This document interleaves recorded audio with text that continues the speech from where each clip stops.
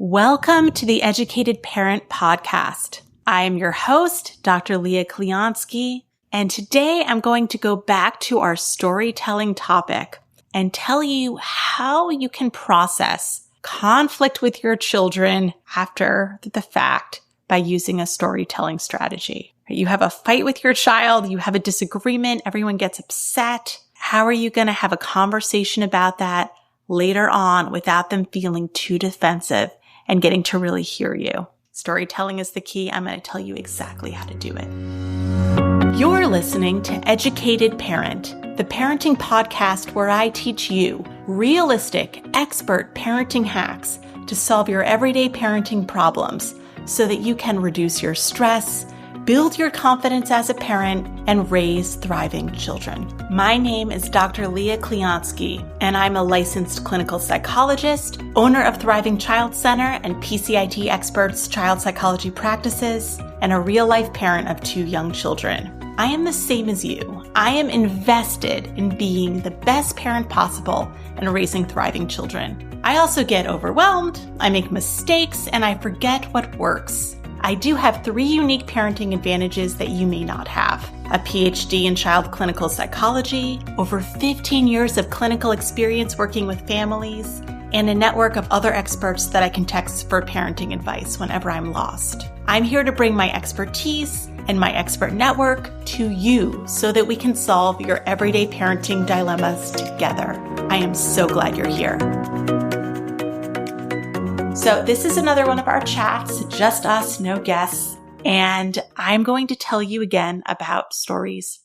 So in a previous episode, I told you why storytelling is so powerful, that human beings from the beginning of time have used storytelling as a way of connecting and understanding the world and understanding each other.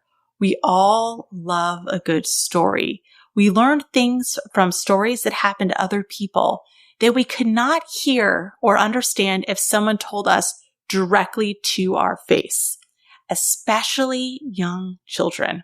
So if you have a conflict with your young child, have you ever noticed this? If you try to talk to them about it directly, like, why did you do this? Can you see what you did and how this affected things? Usually you get a shutdown. You're not able to have the conversation because they feel too accused, right? They don't want to talk about what they did wrong. They don't want to talk about why they got in trouble. They don't want to talk about the feelings that they're having. It's too intense to have that conversation directed at them. However, sometimes you do need to find a way of talking about it and processing those emotions with them so that they can understand the topic better later. And that's what I'm going to tell you about today. That is the strategy that we're going to discuss. And it's something that I use with clients, and it's also something I use with my own young children all of the time. We have not been agreeing, and we need to talk about it after the fact. So let me give you an example. I'm sure you've been there if you have ever been a parent of a young child. So you say it is bath time, and your child says, I don't want to take a bath, no bath. And so you have a confrontation about the bath because the bath is maybe completely necessary and it cannot be changed. Whether or not they want to take a bath or not, you're going to put them in the bath. So maybe through a mix of praise and physical force, right? You eventually get your child in the bathtub.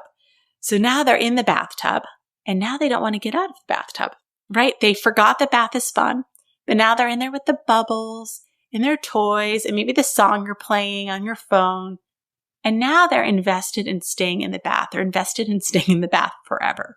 But you can't stay in the bath forever, right? Like there's something called bedtime. And then hopefully after bedtime, there's something called parents get some alone time where they can decompress from the day, right? So you have to move this process along. So now you have to give the unfortunate news.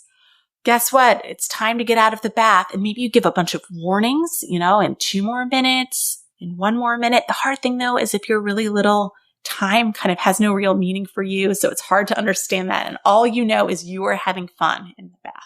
So eventually, tell me you've been there. Eventually, you end up picking up this wet child out of the bath, wrapping them in a towel, and carrying them to their room as they scream, "More bath! You took me out of the bath! I'm mad! You're mean! More bath!" And then they're hysterical on the floor in their room, wrapped in a towel, still naked. And there you are, looking at this child who you're now frustrated with, but also you kind of get it, right? Like, it's hard when you're little.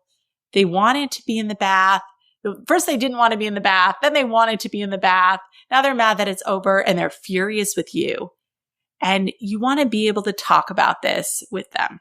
So I'm going to tell you the story that I would tell a child in this situation. And then I'm going to walk you through how to do it yourself. Do you ever feel lost as a parent of toddlers? Here you are in a stressful situation. Maybe there's screaming or tears and chaos, and you're just feeling overwhelmed by everything that's happening. And you think, I just wish there were an expert in my ear telling me what to do. I'm so out of my comfort zone. I just need someone to help me manage this situation. When you are wishing for that expert in your ear, walking you through the steps to make this better, you are wishing for parent-child interaction therapy, or PCIT, because that's exactly what we do in PCIT. We teach you strategies for connecting with your child, for setting limits, and for what to do in these difficult moments. And we coach you during those moments. So when the challenging behavior is happening, we are right there, helping you figure out what to do, and then giving you tools so that you can do this later when we are not there to help. It can be extremely effective. You can schedule a matching call or schedule yourself into a therapist schedule at PCITexperts.com. I really hope you contact us there if you are feeling this level of stress, especially if you have a 2 to 8-year-old at home. Okay, so let's say that I'm in this situation with my child and they are writhing in their towel, yelling at me, very upset. They don't want me to touch them. They don't want me to hug them. They don't even want me to go near them. So I'm going to sit there. I'm going to give them a couple minutes to calm down. I'm just going to sit there taking some deep breaths. And then I'm going to give a little line that will pique their interest. Oh, this sounds like something that happened to baby bird once. Wait, see if they bite. And then they might say, no, baby bird. And you're like, okay, I need to wait a little longer. So you just sit there. You're just there. You're just like sitting with them being there. And then you might try again. It was a really good story. It was about a time that baby bird got really covered in dirt. It was really interesting, but I don't have to tell you about it. At this point, this child is now curious, right? They've calmed down enough to want to hear the story. They're like, okay, what happened to baby bird? So this is the story. Once upon a time, there was a baby bird who lived with his mommy and daddy bird in the woods. And baby bird was having a wonderful day. He was playing with all of the other birds, and they were having a great time. But during their play, they all got covered in mud. It was so fun. They splashed in the mud. They got mud all over their feathers and all over their beaks. And eventually they got so muddy they couldn't even fly because there was so much mud on their feathers. It was pretty silly that they couldn't fly. Do you think that was silly? And then your child will probably say, yeah, that was silly. You're like, yeah, pretty silly. So then mommy bird said to baby bird, you're having fun and you're covered in mud, but I want you to be able to fly again. So we need to get you a sand bath. I know, a sand bath. Sometimes birds take baths in the dirt, in the sand, and that's how they clean their feathers. Isn't that interesting? But baby bird said, tweet, tweet, tweet, tweet, tweet, tweet, tweet, tweet, tweet. I don't want a sand bath. Tweet, tweet, tweet, tweet, tweet, tweet, tweet. And mommy bird was very confused because why wouldn't baby bird want a sand bath? Sand baths are super fun. So she said, can we just please do the sand bath? And baby bird said, no, tweet, tweet, tweet, tweet, tweet, tweet, tweet, tweet, tweet, tweet, tweet, tweet, tweet. And now they were both feeling frustrated. So finally, mommy bird got frustrated enough where she pushed baby bird over into a puddle of sand. And baby bird started rolling around in the sand. And then he realized the sand bath was even more fun than being covered in mud. He was having a wonderful time. So he was laughing and laughing and laughing and having a blast. But after a while, Mommy Bird said, "Baby Bird, I know you're having fun, but we have to get out of the sand." And Baby Bird said, "Tweet, tweet, tweet, tweet, tweet, tweet, tweet, tweet, tweet. I don't want to get out of the sand. I don't want to get out of the sand. I'm so mad." So Baby Bird started getting mad because he didn't want to get out of the sand. And Mommy Bird started getting mad because he wouldn't get out of the sand. And they were just both so frustrated. And eventually Mommy Bird kind of moved Baby Bird out of the sand and he just fell apart. He just kept tweet, tweet, tweet, tweet, tweet, tweet, tweet. And finally, Mommy Bird, she got frustrated and she said, "Tweet, tweet, tweet," which is how Mommy Birds start sounding a little bit angry. And they were both just very, and your child says, sad. Yeah, they're sad and frustrated because they both wanted each other to be happy and they were both mad. So after a while, Mommy Bird said to Baby Bird, "I understand why you were upset about getting out of the sand bath, but I really needed that to happen. Let's take some bird breaths to calm down." So they put their wings way over their head, like this.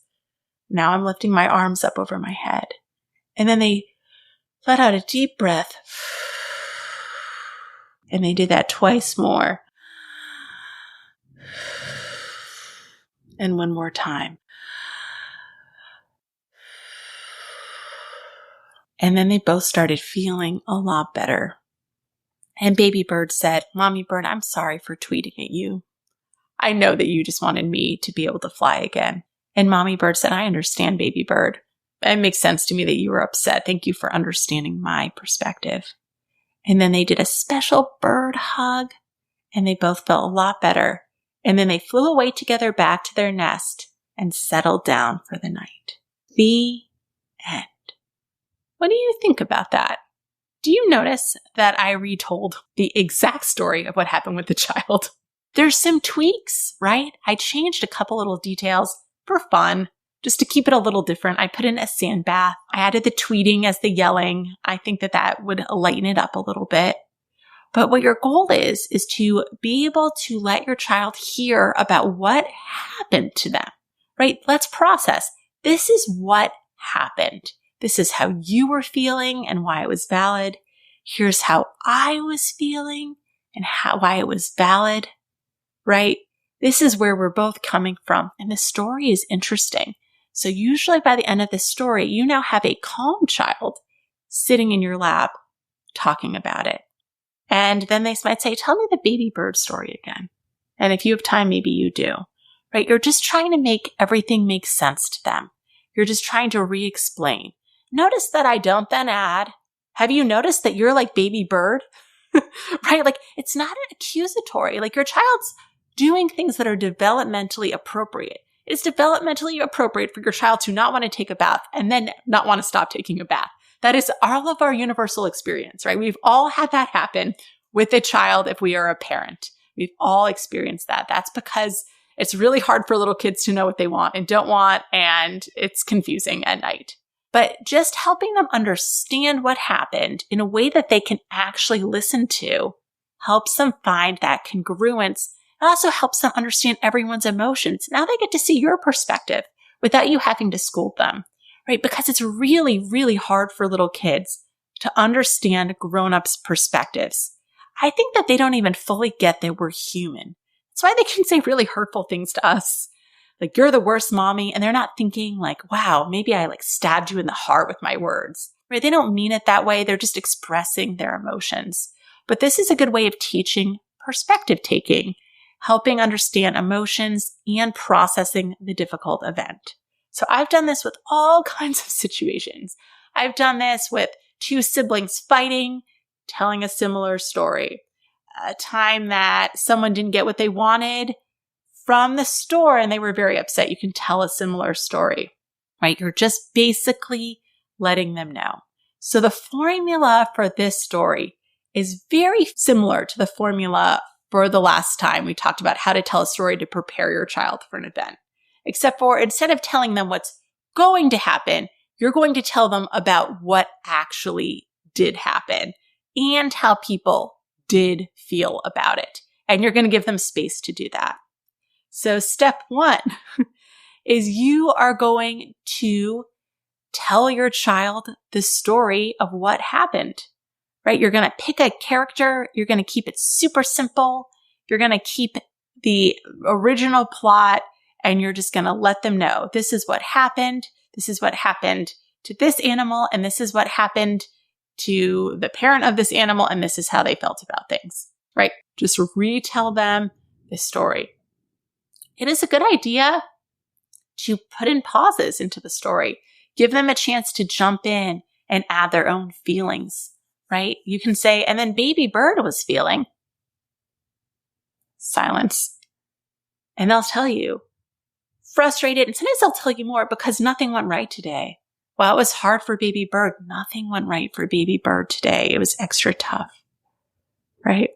So you're going to tell them the story. You're going to give them a coping strategy in the story.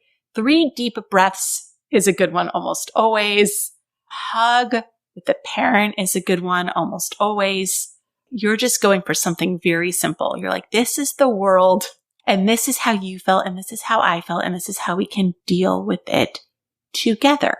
And sometimes later, your child will reflect on it. They'll come to you and say, baby bird was really mad about the bath. Sometimes I get mad about bath. And you're like, oh, interesting. Why are you so mad about bath? Right? Because it's now an open topic. It's so easy for them to talk to you about it if they want to, or to talk to you about how the animal might have felt about it, right? It just opens up this conversation that is so much less tense than it needs to be with the perspective taking. So you're telling them the story, you're working in a coping strategy, and then you are giving them time to talk about it with you if they want to, or to let it go. It might be a story you talk about again.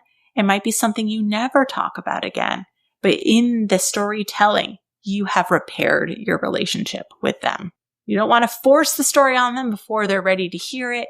But usually if you set it up with enough interest, oh, this sounds like something that happened to character once. It's a pretty interesting situation. But, we can talk about it another time, right? If you set it up right, kids love stories. Who doesn't love a story? So you'll probably get them to tell you about what's happening. This is one of my favorites. I think it's very useful. When you have older kids, you can't do it the same way anymore. That's why I feel like with middle schoolers and teenagers, that's why parents kind of revert to telling stories about things that happened to them when they were younger, right? It's like I've been in a similar situation. It's like a different way of relating, because obviously if you did this to a high school student, they would feel like that it was very contrived. So I feel like this sort of storytelling, depending upon your child and your relationship, definitely works with toddlers. I could see it if you made it sophisticated enough, maybe even working up till 10. I think it really, really depends on your kid. So try out some different ways of doing it.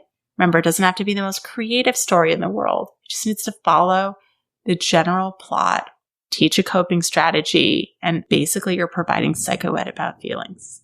This one, it's very hard to find a book about, right? Because this is unique. It happened to just you, and you want to talk about it pretty soon after the situation, not right away, but when everyone has calmed down enough to have a good conversation. So I hope this is helpful to you. This storytelling strategy works well for you. I was on the receiving end of this as a child. My mom is a clinical psychologist. I can tell you used to make me feel a lot better too. She had different characters though. Hers were all kumquats, which were weird, like citrus fruit that I feel like nobody ever eats. But now you have another strategy. If you are struggling with your child, we can help you at Thriving Child Center or PCIT experts. We're available, happy to help you find a strategy that'll work well for you. And if you're feeling like you're getting really frustrated in these fights, in these bath time battles, and you're like, wow, I am really feeling a lot more frustrated than I want to, then maybe you'll enjoy the Calm and Connected program for parents. It's a group where you can connect with other parents in a really non-judgmental way and just learn some strategies for keeping your calm and cool when kids are so good at pushing our buttons. I hope you have a wonderful week, and I will see you next time.